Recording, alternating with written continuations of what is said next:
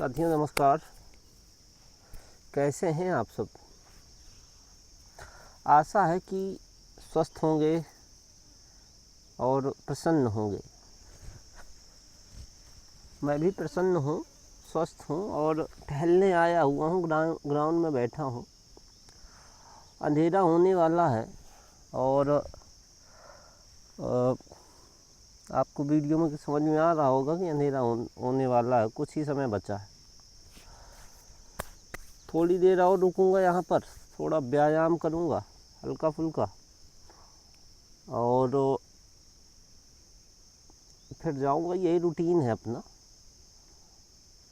प्रतिदिन का आना शाम सुबह का और थोड़ा बहुत व्यायाम करना, थोड़ा बहुत कसरत वगैरह करना, बाइसेप वगैरह में काम करना है? थोड़ा बॉडी भी बनानी है ना। दिखाएं क्या? अभी ज़्यादा नहीं है पर ठीक ठाक है, इसी बात में। काम करना है स्वास्थ्य पर भी और शिक्षा पर भी और व्यक्तित्व निर्माण पर भी। आपसे भी यही आशा है कि आप भी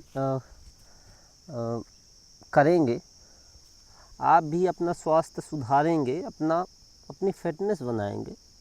और पड़े रहने से तो अच्छा ही है। चले आया करिए, घूम फिर लिया करिए ग्राउंड की ओर, है ना। दिन भर घर में बैठे रहना, घर में घुसे रहना अच्छा तो नहीं है। थोड़ी देर के लिए निकलिए, प्रयास करिए कि कुछ करिए, है ना। पड़े रहना ठीक नहीं है। न रहो न निराश करो मन को, कुछ काम करो, कुछ काम करो, जग में रहकर कुछ नाम करो। ये राष्ट्रीय कवि ये क्या नाम है इनका, बहुत महान कवि हैं, मैथिली शरण गुप्त जी, इनकी कविता है। नाम याद थी हमें, थोड़ी बहुत याद थी। इसलिए सुना दिया। देखिए, जीवन में आए हैं तो कुछ तो करिए, कुछ करना चाहिए, कुछ नाम बनाइए, काम बनाइए और माता पिता का नाम रोशन करिए।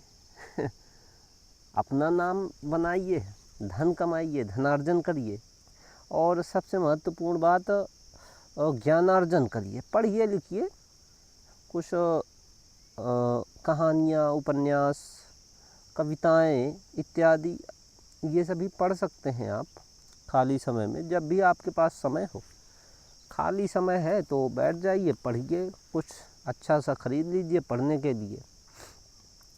आज के डेट में तो पीडीएफ भी उपलब्ध रहती हैं लगभग सबके पास। पीडीएफ से पढ़ना थोड़ा आँखों में थोड़ा दिक्कत होती है, लेकिन अगर विकल्प नहीं है तो पीडीएफ ही पढ़िए। उपन्यास आसानी से उपलब्ध हो जाते हैं। अन्यथा जो अफोर्ड कर सकते हैं तो वो पुस्तकें मंगा कर पढ़ें। कविताएं, अच्छे अच्छे लेखक हुए हैं, अच्छे अच्छे कवि हुए हैं। कोई भी पुस्तक उठा लीजिए, पढ़िए आराम से। मैंने तो बहुत सारी पढ़ी हैं, कभी साझा करूँगा आने वाले समय में, आपसे साझा ही करता रहूँगा। कविताएं भी सुनाऊँगा आपको, कहानियाँ भी सुनाऊँगा और ये भी बताऊँगा कि मैंने क्या क्या पढ़ा है। आज तक के अपने जीवन में मैंने बहुत सारी किताबें पढ़ी हैं, बहुत सी पुस्तकें पढ़ी हैं। लगभग हज़ारों पुस्तकें, उपन्यास और कविताएं वगैरह पढ़ चुका हूँ मैं और तब जाके अब आपके सामने उपस्थित हूँ। और आपको बिल्कुल इस बात का आभास होगा कि मैंने कुछ पढ़ा है।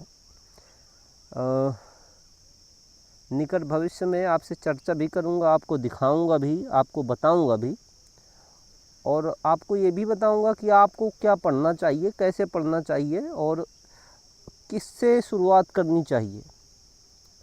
क्योंकि कोई भी पुस्तक आप उठा लेंगे, आप बिगिनर हैं तो हो सकता है कि आपके लिए वो पुस्तक बोरिंग हो हो सकता है पहली पुस्तक आपने ऐसी उठा ली, चुन ली, जिसमें आपका इंटरेस्ट ही ना जग पाए। तो मैं आपको बताऊंगा कि कौन सी पुस्तक पढ़ना चाहिए आपको, जिससे कि आपका इंटरेस्ट, एक बार वो पुस्तक आप उठा लेंगे तो जब तक आप पूरी नहीं कर लेंगे तब तक आप उसको रख नहीं पाएंगे। ऐसे कसे हुए कथानक की पुस्तकें हैं, एक नहीं बहुत सारी पुस्तकें हैं। आप पढ़ेंगे तो आपको लगेगा कि हाँ, अब तक मैंने क्यों नहीं पढ़ी ये पुस्तक। आपको इस बात का पछतावा भी होगा और आप सोचेंगे कि पहले ही पढ़ लेना चाहिए था ये पुस्तकें हमें। लेकिन कोई बात नहीं, देर से पढ़िए, लेकिन पढ़िए तो पता तो चले कि कुछ ऐसा लिखा है किसी ने पढ़ने लायक। और फिर मैं आपसे बार बार यही रिक्वेस्ट करता हूँ कि बाहर निकलिए, शाम सुबह जाइए, शारीरिक मेहनत करिए, थोड़ा वर्कआउट करिए, थोड़ा शरीर बनाइए और बॉडी बनाइए कुछ, कि कहीं पर कुछ लड़ाई झगड़ा हो जाए तो कम से कम अपने आप को डिफेंड तो कर पाओ। थोड़ा शक्ति अपने पास अर्जित करो, शरीर मजबूत करो, है ना। पड़े रहने से ठीक नहीं होता कुछ, मजबूत बनो। संसार में आए हो तो नाम कमाओ, धनार्जन करो और शक्ति अर्जित करो।